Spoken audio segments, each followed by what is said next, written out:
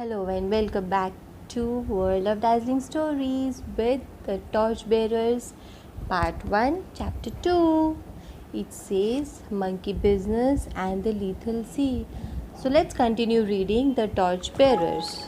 Chapter 2 says Monkey Business. The fish spoke first. I must have hit my head. I'm seeing double. Then Prem spoke the same words at the same time as the other boy. Who are you? Who are you? Prem. Kushal. The fish looked from one boy to the other. They were similar, all right. But Prem's hair was shorter than Kushal's and was spiky from the rain. Kushal's hair fell over his right eye. Kushal was lighter than Prem, his shirt hanging from his fanky limb.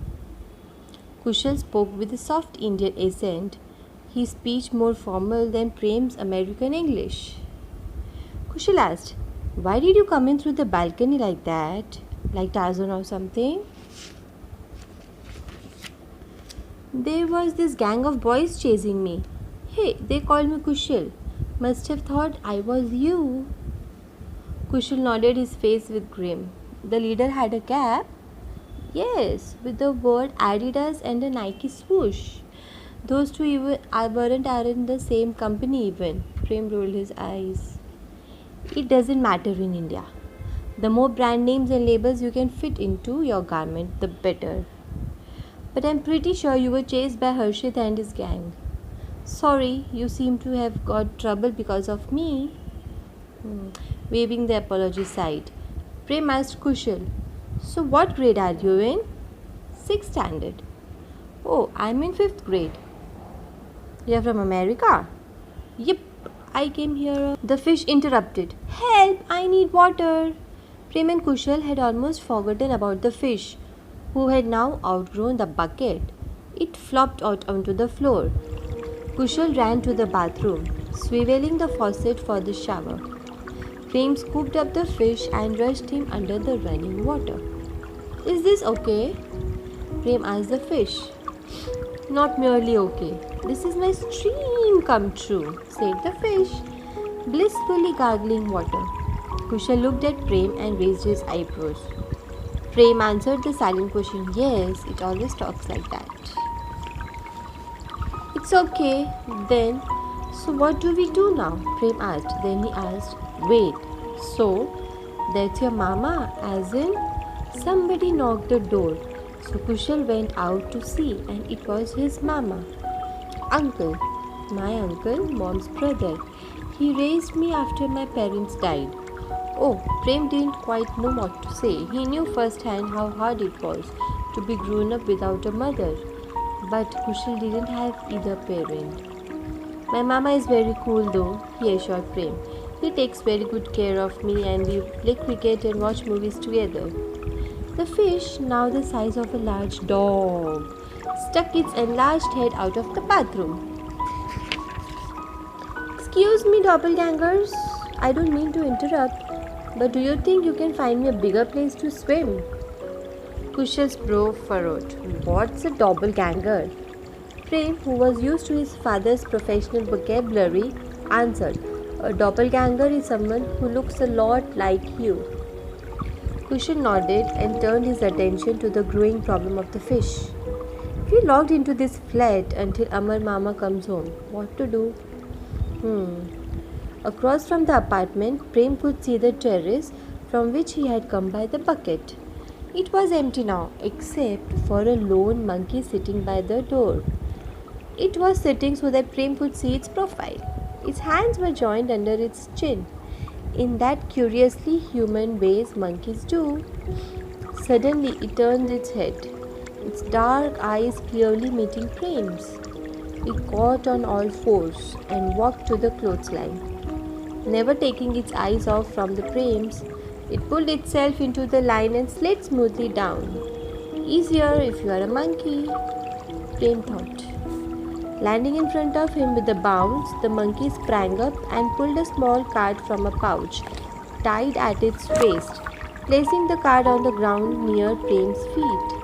It retreated and sat in the corner of the balcony with the same position with the chin under the head, eyes.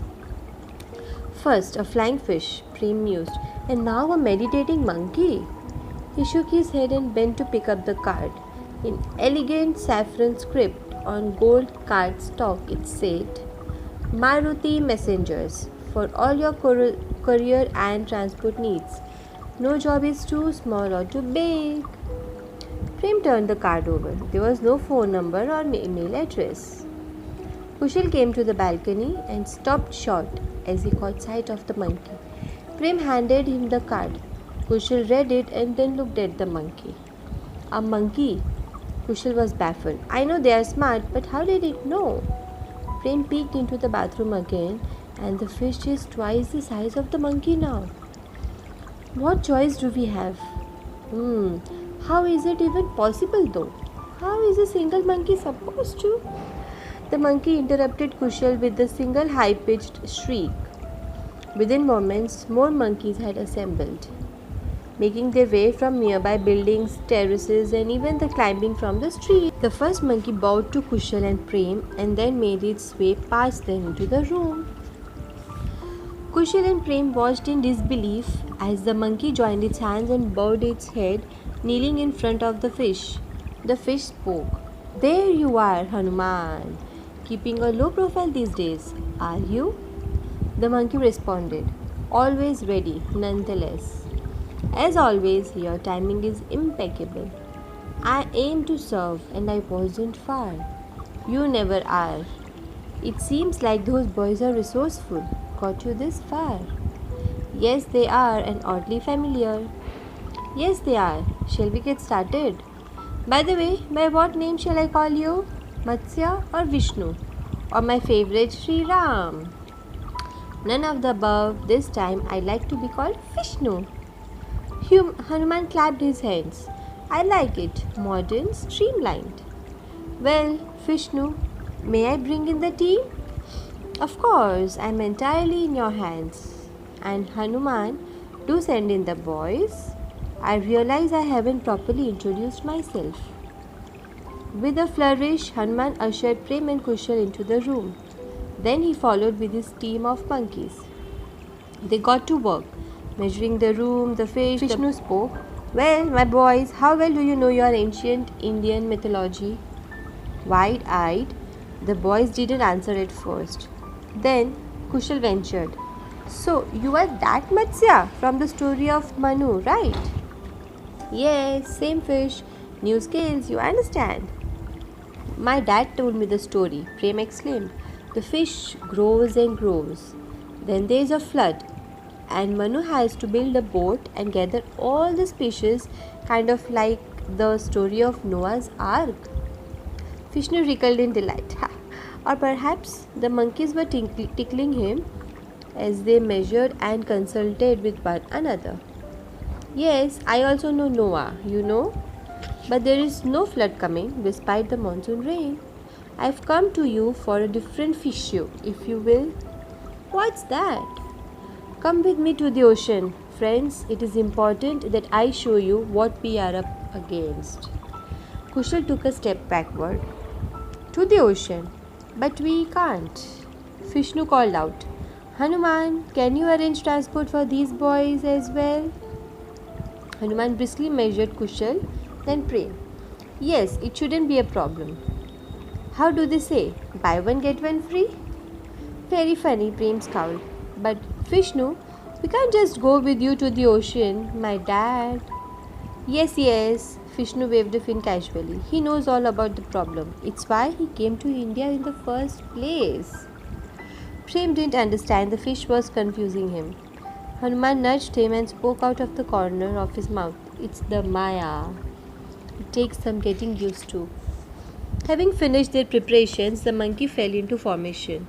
Afterwards, Prem and Kushal tried to describe how they got to the ocean, but it was a jumble of monkeys' limbs and ingenious tricks. And so they reached the ocean. They stood upon a deserted cove, completely drenched by the monsoon rain and sea foam. Now bigger than a killer whale, Vishnu revelled in the waves, jumping acrobatically in arcs and spirals.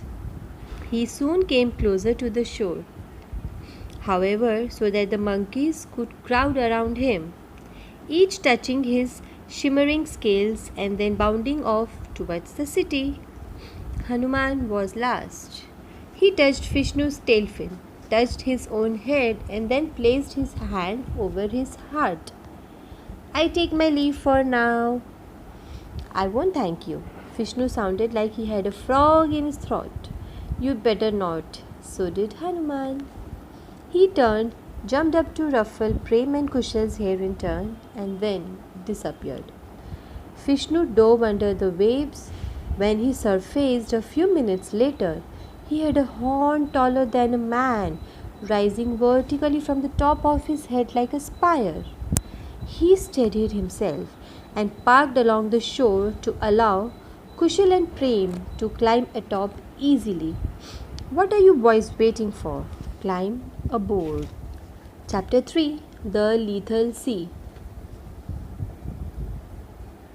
The boys looked at each other, each silently hoping the other would protest the idea of standing on a fish, holding an enormous spire of a fin, and heading out to a stormy sea. Prem could have pointed out that his father and Kushal's uncle would be worried, that they really ought to head back instead. Kushal could have told the fish that he didn't know how to swim. As they stood deliberating and waiting for the other to say something, neither could muster up the courage to say anything, and soon they had to scramble aboard Vishnu's slick, shimmering scales. They stood on Vishnu's back, hands wrapped around the spire and legs spread for balance. With the lurch and a salty spray, Vishnu pushed towards the open ocean. Between the wind, the rain, and the sea spray, Prem couldn't open his mouth without swallowing water. He tried tilting his head down to shield his face from the wind. He opened his eyes, looking down at the grey-green water rushing by. Occasionally, Prem would notice schools of fish faintly shimmering under the surface. Then he saw that there were more and more fish as they went on. But these fish weren't swimming. Increasingly, the fish were upside down, floating open-mouthed on the waves. Vishnu, Prem yelled, hoping the fish god had godlike hearing as well. You notice the dead fish, Vishnu said, his voice booming from below Prem's feet. Yeah, they have been poisoned. But how? Something in the water. They passed seabirds, wings blackened and beaks open, floating lifeless as well. The birds looked familiar. Prem had seen one like it in Mumbai not too long ago. He wished they could stop just for a moment so he could think and put together the barrage of information. It is a dangerous spill for sure. Somebody had an oil spill in the ocean. We are getting closer. Look to the right. A dolphin floated in the sea, its blue skin mottled with oily black splotches. It was smiling even in death, its open eyes crusty and rimmed with red. Prem shuddered. What kind of chemical spill was this? Kushal had been quiet. His eyes narrowed so he tried to spy their destination. He saw a shadowy tower in the distance. It was attached to a long structure. Lights blinked along its surface, glinting through the low clouds. That, over there, that's the source, isn't it? Kushal asked. Yes, we might be vigilant now. No one wants to be found polluting nowadays. At least Kalia was open about poisoning the Yamuna river. Vishnu's voice thrummed even deeper, sensing danger. A blinding light passed over the fish and the boys. They all squeezed their eyes shut, seeing spots behind their eyelids. When it happened, Vishnu changed his course. He appeared to veer away, but he was making a wider circle. We'll try to approach from the far side. Perhaps they won't expect anyone from the open ocean. Prem hoped he was right, but he noticed that Vishnu was swimming in a zigzag pattern now. Evasion tactics. But why had Vishnu brought them along in the first place? You said my father knows about this, asked Prem. What hadn't his father told him the details about their sudden trip to India? Vishnu sensed the unanswered question. Your father has been trying to protect you, but the time has come for you to be a part of the solution. The solution for what? Prem was frustrated by the vague terms. Why couldn't the holy god just tell them already? Clearing the beam of light as it flashed towards them again. The gods are dying, he said grimly. Many are already dead. They cannot protect the world as they used to. Your father knows this, and he has been working to find a solution. Prem closed his eyes. Images and verses from his father's research swam in his mind. Is that what his father had been trying to tell him when he asked for his help, looking through those crumbling manuscripts? A low hum cut through the air behind them, joined by another. Two speedboats were trailing them now. A silver flash whistled through the air and sank into Vishnu's right flank, a harpoon attached to a rope. Vishnu's right side was pulled back, causing Prem to tumble toward onto Vishnu's head. He looked into the galaxy-spangled eye of the fish. Another whistle, and a second harpoon embedded itself into Vishnu's left side. Now, Kushal slid towards Vishnu's right eye. Kushal offered, We'll hold our breaths so you can dive. Then you can escape the boats. No, Vishnu mumbled. A few harpoons can't stop me. But this water will burn the skin of your bodies. This is no ordinary oil spill. So, this chemical is that what's killing the gods? No, this poison is what comes up when a god goes horribly wrong. But the gods are dying because no one is sustaining them. How does? Belief, traditions, sacrifice, hymns, the deepest, most ancient knowledge. Vishnu was glowing now, his scales resplendent despite the swiftly darkening sky. Without the ancient hymns, Vishnu continued, despite the enemy closing in. Without the old stories, without people who can carry on a tradition, the gods will all die. The Vedas sustain the gods. We need them now more than ever. Vishnu began swimming erratically, causing the speedboats to trash on their ends of the lines. Prem felt as though some profound revelation was just outside his understanding. But he didn't know which question to ask. Kushal apparently knew. What do we need to do? Vishnu's voice was gentle again. You have been doing your part for years. You are the... Two more harpoons pierced the clouds, hurtling towards Vishnu's head and the boys in a deadly arc. Vishnu jumped, his glowing form rising fully out of the water. The harpoon struck his back, piercing the golden scales. Vishnu slowed suddenly, his fins and tail beating the water against the pull of the ropes. Kushal and Prem scrambled towards the harpoons, trying to pull them out of Vishnu's body. Leave them, boys. Get to my tail and hold on. But we can help. Prem braced his feet against the slippery scales, pulling with all his might. Let go. Now. The boys let go and slid down Vishnu's back, hurtling towards the foaming water that was quickly turning pink with Vishnu's blood. Just as they were about to be plunged into the ocean, Vishnu's tail rose into the air. They clung to either side of the fluke, wrapping their legs around the base of the massive tail. Two more speedboats came into view, this time in front of them, directly in their path. Stretched between the boats was a massive net. Its shadowy folds swallowed surrounding lights. Vishnu let out a harsh laugh. They mean to capture me alive, those fools. Even as his strength ebbed, Vishnu kept his tail elevated. He raised his head and opened his mouth over the water. A sonic boom of Om emerged from Vishnu's mouth. A whoosh sounded over Prem and Kushal's head. Suddenly, Vishnu's tail flicked upward, launching Prem and Kushal high into the air, and then they began to plummet back towards the ocean. Just as the poisonous ocean was about to swallow Kushal and Prem, a dark shape flew towards the boys, coming up under them. There was another whoosh as his enormous golden eagle flew into the sky with Prem and Kushal safe on his board feathered back. The boys looked down to see Vishnu charging at the speedboats, ramming them each in turn. Plumes of smoke billowed, and then the boats burst into flame. Vishnu rose out of the water in a fiery arc, his golden form glowing. He floated, suspended in the dark clouds for an instant. Then Vishnu shattered into a starburst of sparks. So, friends, this is the part 1 of the Torchbearer story. I hope you are liking the story. This is related to our times of today. We are being helpless because we are not following our cultures, or maybe we are not pleasing gods nowadays. So let's start pleasing them, let's start worshipping them, and we need to listen to the story. Okay, so stay connected, and those who have missed part 1 of this, I'll put a link in the description box. You can watch it as well. So please like the video and share and subscribe my channel. Love you all.